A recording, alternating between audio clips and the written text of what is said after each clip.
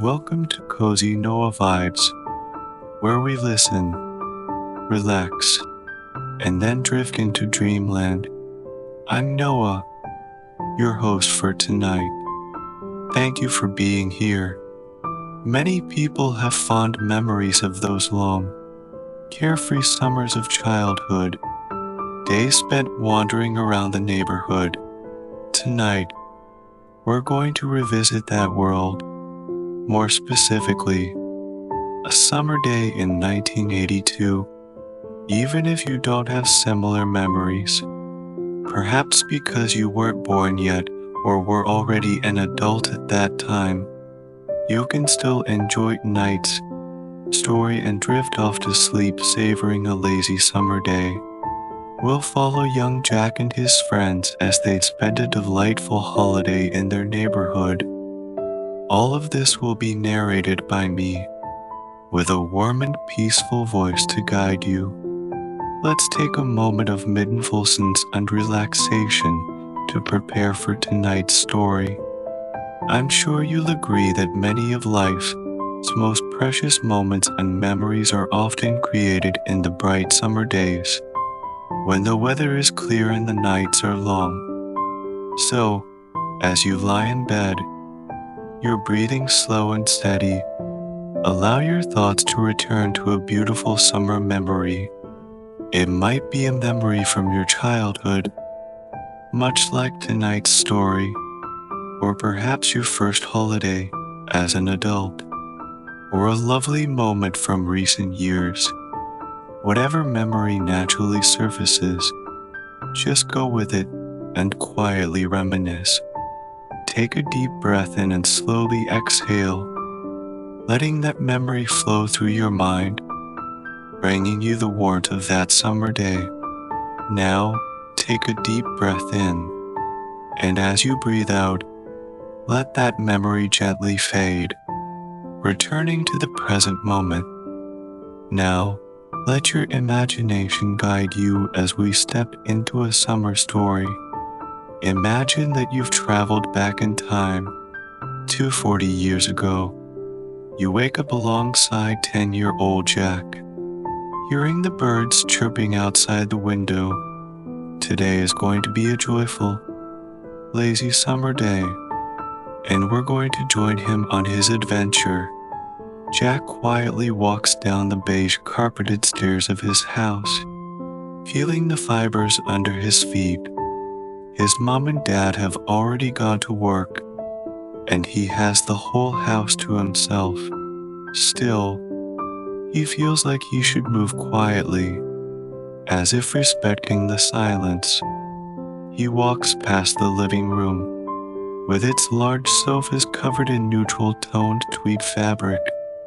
The room is neat and spotless, with each cushion fluffed up as if awaiting important adult visitors. He sneaks past, entering the dining room with its oval-shaped teak table, usually reserved for gatherings and special occasions. He steps into the kitchen, which always feels like home to him. The blinds are open, and sunlight streams through the window, casting happy yellow squares on the yellow and brown floor. Despite the dark oak cabinets, the whole room feels bright. The golden refrigerator and gold-toned countertops seem to echo the son's cheerful mood. He opens the cupboard and sees an array of breakfast options. Without mom around, he can indulge in a couple of bowls of sugary cereal, but he opts for a toast or pastry. He pulls down the box, opens it, and takes out a rectangular pastry with pink frosting, popping it into the toaster and pressing the lever down. Then, he gets a plate and a glass he got from a fast food restaurant, having saved up kids' meal coupons for weeks to get it.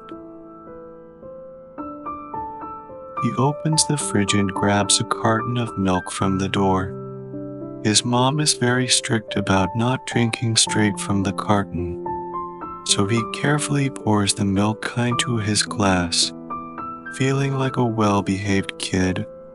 As he waits for the toaster, he takes a sip of milk, enjoying its cold, creamy taste.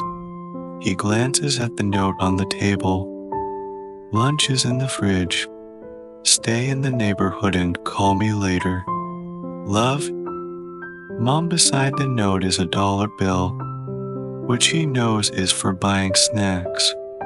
He smiles, tucking the money into his shorts pocket. The toaster pops up, and he gently grabs the warm pastry, placing it on his plate. He carries his breakfast and milk into the family room, where eating is allowed. He often has snacks here after school, and sometimes his parents let him eat TV dinners here during special programs. He has to be careful not to spill anything. Turning on the TV, he tunes into his favorite game show. The audience is excited to be chosen to participate, and as he eats his breakfast, he dreams of visiting California someday to see if he could get on a game show. He always knows the answers better than the contestants on TV. After finishing breakfast, he turns off the TV and puts his plate in the kitchen sink. He opens a tall cabinet where his mom keeps her step stool, mop, and broom. Inside hangs a key on a long string. He takes the key and puts it around his neck, then heads to the entryway to put on his sneakers. He's ready to go. Locking the front door, Jack steps through the screen onto the porch. The summer air is thick with humidity and the lazy chorus of insects. The sunlight already hot on the street. He picks up his BMX bike from the grass where he left it last night, feeling the sun's heat on his shoulders. His dad always insists he doesn't leave his bike in the driveway, saying it could get run over. Jack lifts the bike, straddles it, and with a gentle push, glides off the concrete driveway, lifting his feet and smoothly coasting down the street, making a slow left turn. As the slope increases, he pedals, picking up speed. The houses pass by slowly, with their various shades of brown, yellow, and white. Most adults have gone to work, but occasionally a neighbor steps out to retrieve mail from a high mailbox or adjusts a sprinkler. Jack stands on the pedals, pushing hard, accelerating around the corner, enjoying the wind rushing past. Another uphill slope slows him down, and he pedals slowly, arriving at his friend Derek's house, expertly turning into the driveway and dropping his bike on the grass without stopping. He walks to the front door and rings the bell, waiting. Moments later, the sound of running footsteps is followed by Eric opening the door with a grin. As if by an unspoken agreement, the two immediately dash off the porch, with Jack grabbing his bike and Derek pulling out his battered bike from the garage. They coast down the driveway together without a word. Jason said he'd meet us at the creek. Eric calls back, speeding up. They're heading towards a dead-end street that leads into a tangled forest and an inviting, muddy creek. The boys have secret plans there, with low-hanging branches and unkempt paths being their favorites. Most kids know the route to the creek, as evidenced by the discarded soda cans and empty ice pop wrappers. But adults rarely venture there, leaving unfinished projects like a swing, which remains for their return. Jack and Derek quickly arrive at their destination. a cleared spot with a large tree hanging over the creek. The ground is flattened by years of kids' footsteps, and someone brought an old tire to sit on. A handy person nailed some boards to the trunk, allowing kids to climb to the lowest branch, perfect for hiding. Jason is standing in the creek on his stones, using nearby debris and rocks to build a small dam, planning to create a pond and block the flow. Why he's doing it isn't clear, but the other boys join in wholeheartedly, searching for more materials. They seem to work for a long time, but by lunchtime, the dam still isn't holding much. Jason stands with his hands on his hips, water gathering around his sneaker-clad feet. Then, without a word, he kicks the dam down, laughing. The boys follow suit, gleefully dismantling the dam, letting the creek water flow freely again. Just like before, Jack sits on the discarded tire, while Eric hangs upside down from the swing, slowly spinning as the rope winds. Jason, wet and muddy, climbs out of the creek. They linger for a while, enjoying the sounds of the creek, birds, leaves, and distant lawnmowers. Jack thinks there couldn't be a happier moment than this. Eventually, they start discussing the next plan. Eric suggests using their money to go to the community pool, a proposal that excites the other boys. The thought of a cool pool and a box of popsicles seemed worth it.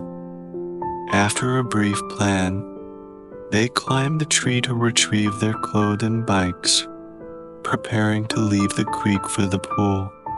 As they get ready, Jack takes out his dollar bill, carefully unfolding it and thinking about what's next to buy.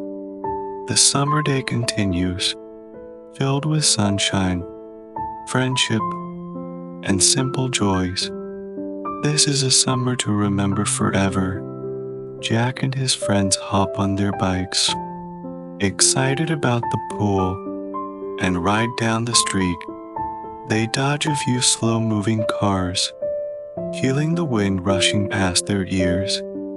The summer air smells of freshly cut grass, with occasional whiffs of barbecue from nearby yards. They arrive at the community pool, where some kids are already splashing and playing. The sun is high, and the water sparkles invitingly. Jack parks his bike at the bike rack, locking it with a small lock he carries. Eric and Jason quickly do the same, and the three of them rush to the pool entrance. The snack bar is their first stop. Jack hands over his dollar to the vendor, buying a popsicle and a bag of chips. Eric and Jason get their favorite snacks too, and the three of them sit on a bench by the pool, enjoying their treats and planning their next move. How about we start with the diving board? Suggests Jason. Good idea. I just learned a new dive, Eric says excitedly. After finishing their snacks, they head to the diving board area. Jack stands at the edge of the board, looking down at the clear water below, feeling a bit nervous. He takes a deep breath and jumps, feeling a brief moment of weightlessness before hitting the water with a splash.